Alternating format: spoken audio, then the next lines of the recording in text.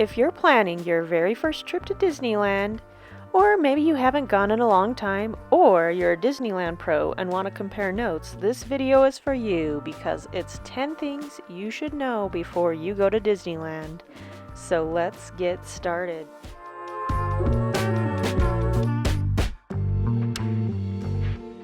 Number 10, you should know Disneyland's history. Disneyland has its own little history, and any Disneyland superfan will be more than happy to tell you all about it. I know people like to turn their noses up at the Disney Corporation these days, but back in the early 1950s, Disneyland wasn't more than a dream of a clean, family-friendly amusement park that provided education as well as entertainment for children and adults alike. And when Walt shared his vision of putting this unique new park in the middle of orange groves and farmland in Anaheim, California, with the foresight that America's new highway system was going to bring people from across the country to new corners of America, he was met with serious opposition, financial hardship, and massive engineering feats.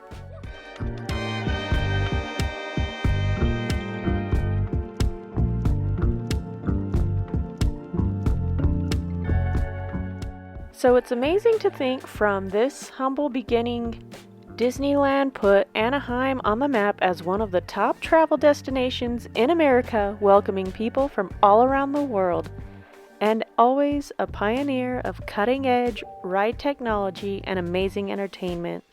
So the next time you ride the Jungle Cruise or sit on the sidewalk watching a parade, remember that it all started with a mouse and a man who had a vision for a park that let you escape reality and be a kid again for just a day.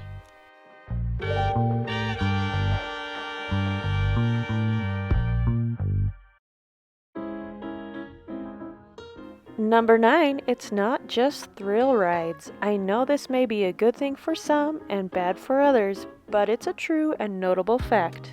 Because oftentimes when you think about theme parks, you think of massive roller coasters and vomit-inducing nauseators.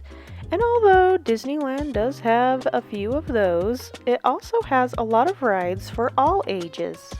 Whether you like to calmly float around in a boat, speed through space, or like the experience of a 3D fully immersive ride, Disneyland has you covered.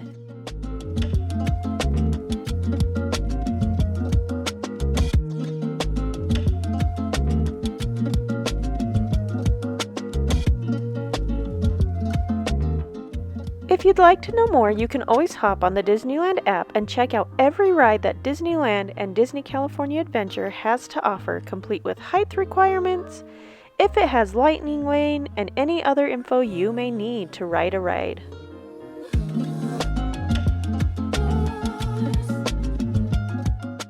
Number 8, Disneyland has some fun and tasty food options. In fact, there's an entire community of Disneyland foodies out there.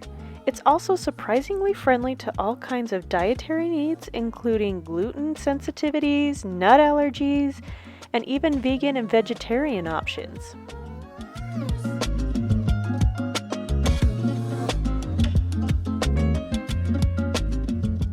And in the last couple of years, Disney has really taken it upon itself to offer a wide variety of food options, from quick grab-and-go meals and snacks to sit-down 3-course fine dining experiences.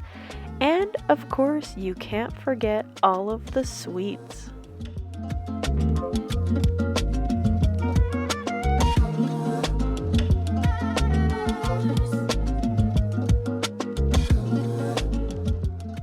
I always suggest that people get the Disneyland app downloaded on their phone well in advance to get familiar with it, as well as do some food research and possibly make some dining reservations if that's your cup of tea. Because the last thing you want is to be caught in Disneyland with a case of the hangries.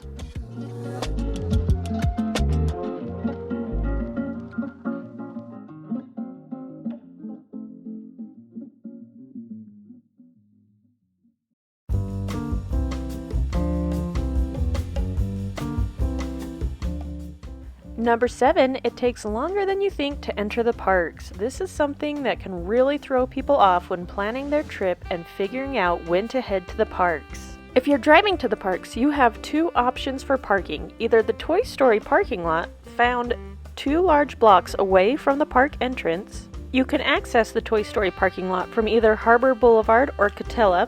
This lot is a very large, sprawling lot that provides free buses to the park.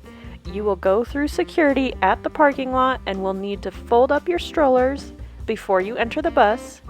Then the buses will take you to the outside of the entrance of the gates, where you get to pass the security lines there. Plan on this option adding 20 to 30 minutes to your travel time, and will cost you around $25 for all-day parking. The other parking lot is the large parking structures behind the parks. These are the Mickey and Friends and Pixar Pals structures, and can be accessed from Disneyland Drive. Just like the other lot, it's very large and will have you go through security before hopping on a tram that takes you to the gates. Again, I would count on this adding 20 to 30 minutes to your travel time, and will cost you the same as parking at the Toy Story lot. Even if you're staying close by and walking to the park, you will still have a chunk of walking to do before reaching the security lines that can sometimes be backed up and be quite long. And after all of that, you may find yourself in one more line just to enter the park. So just make sure you have it planned out that actually entering the parks will take a hot minute.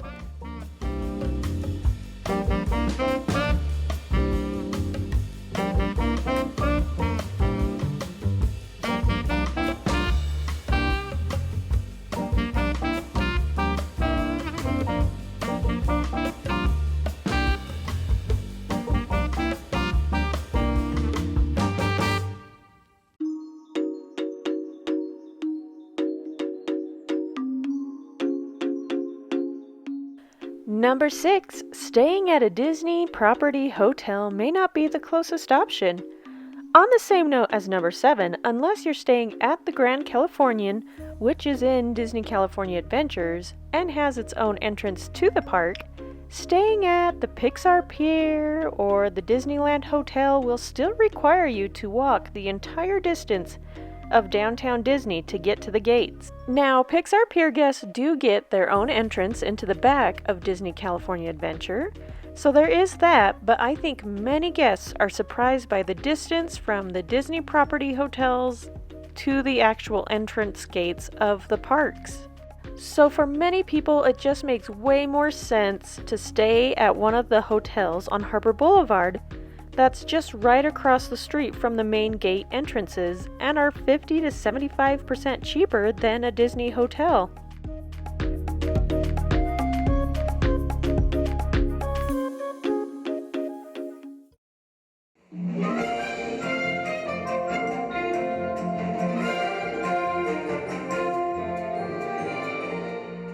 Number 5, Disneyland has 2 separate parks. Some people don't realize that there are 2 separate parks that require separate ticket purchases to enter. Or you can purchase a park hopper pass that allows you to go back and forth between the 2 parks on your reserved day. And each park also has its own vibe going on.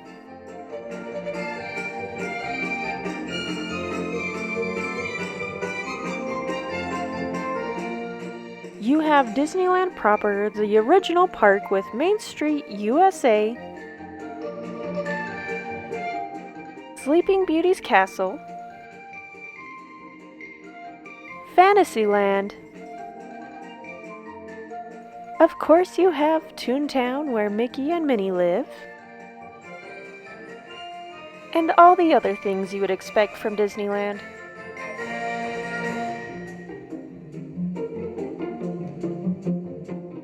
This park is where you'll feel the nostalgic Disney warm fuzzies the most, and will be the most family-friendly and little ones friendly as well.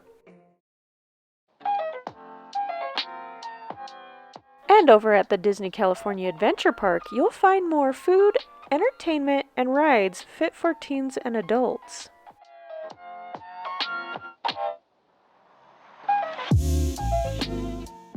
Of course, that doesn't mean there isn't something for everyone. It just has more of a focus on thrill rides, alcoholic beverages, and unique foodie finds.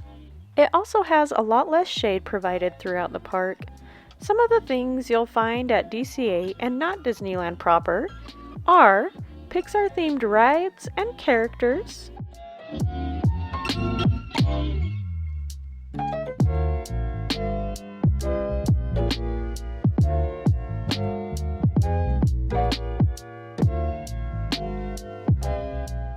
as well as all things Avengers and superheroes. So depending on what is important to you and your group, you may want to plan your days with more of an emphasis on one park over the other.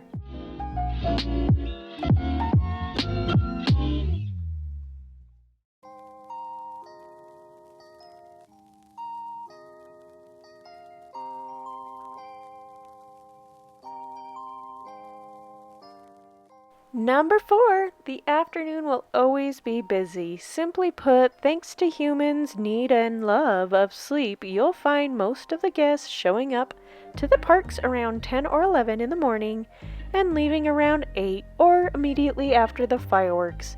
So if you're someone who wishes to avoid the crowds, extreme heat, or long lines, showing up as early as possible and or closing out the park is going to be the best bet for you.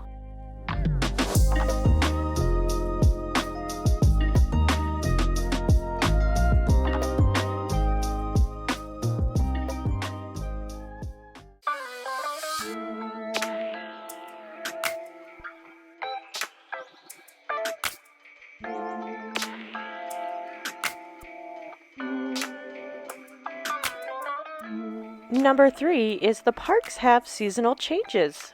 If you've never been to Disneyland or haven't visited in a long time, you may not know that Disneyland parks change their theming throughout the year, complete with decorations, merchandise, food, and entertainment. Usually at the beginning of each year, Disney will announce its overall theme for the year that will carry on from January to August.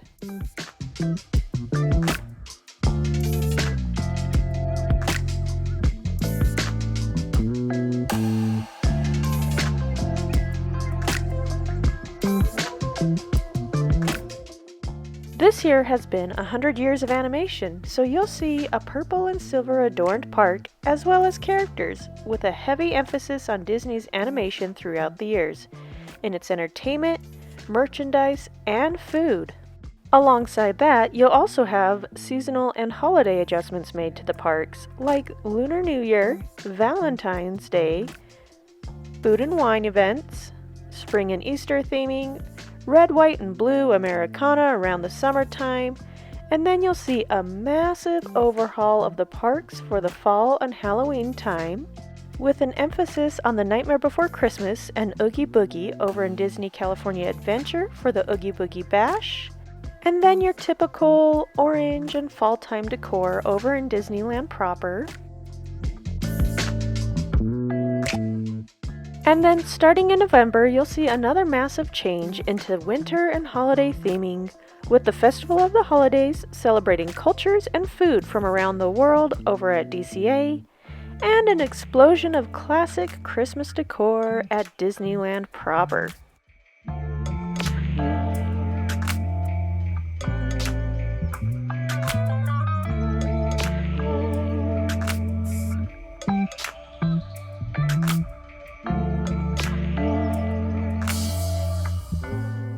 You'll even see some of the rides change and get different overlays during the holidays.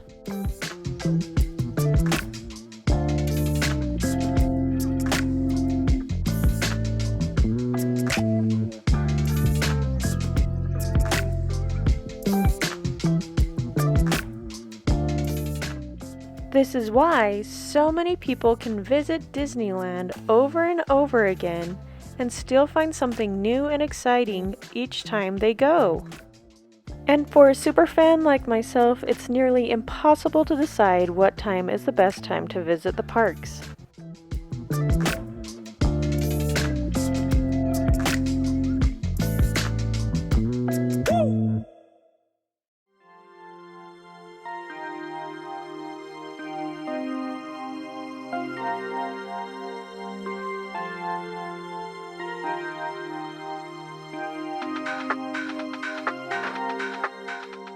Number 2, there's more than just rides there. This brings me to my next topic, and that is to plan on doing more than just the rides.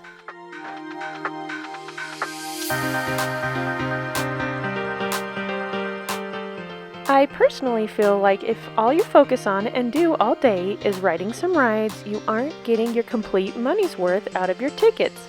Because your ticket includes any shows that are at the parks, like musicals, street entertainment, shows that get you off your feet, shows for little ones, character interactions, parades, fireworks, you name it. I mean, the fireworks shows are some of the best I've ever seen, not to mention the water fountain shows over in DCA and so much more. So don't forget to check out some of these things while you're there. For me, all the entertainment options are some of the best parts of going to Disneyland. And just to let you guys know, I've made bigger, more in-depth videos on almost everything we've talked about today. So feel free to check out my channel, How to Disneyland, for more details on anything I've talked about today. But seriously, you'll never regret stopping to check out some of these entertainment options that Disneyland has.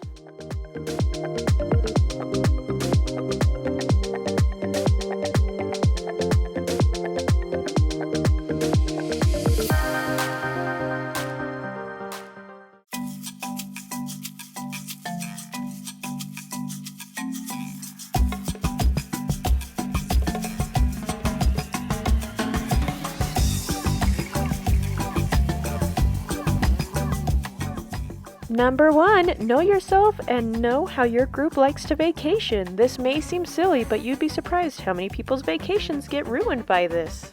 Here's the thing, you can do Disneyland a lot of different ways, whether you're the type of person that will want to buy lightning lane passes and schedule out your days so you can hit those rides hard and break in those Nikes you just bought.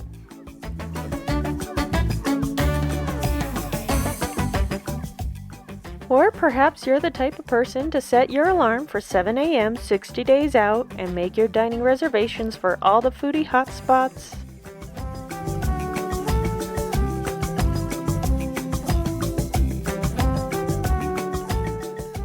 Or maybe you like to go with the flow a bit more, letting the crowd levels in the park tell you what's next, throwing in a mobile order meal or two, or a grab-and-go pretzel, or even a corn dog. There are a lot of ways you can enjoy the parks, and your way may not be the same as your aunt's or the neighbor down the street, so do a little research, plan what sounds fun to you, and leave some room for some spontaneous magical moments. I hope this video was helpful and that you liked it. If you did, you may also like the video on the right side of your screen there, and please consider subscribing to my channel for more content just like this. Thank you and have a good day.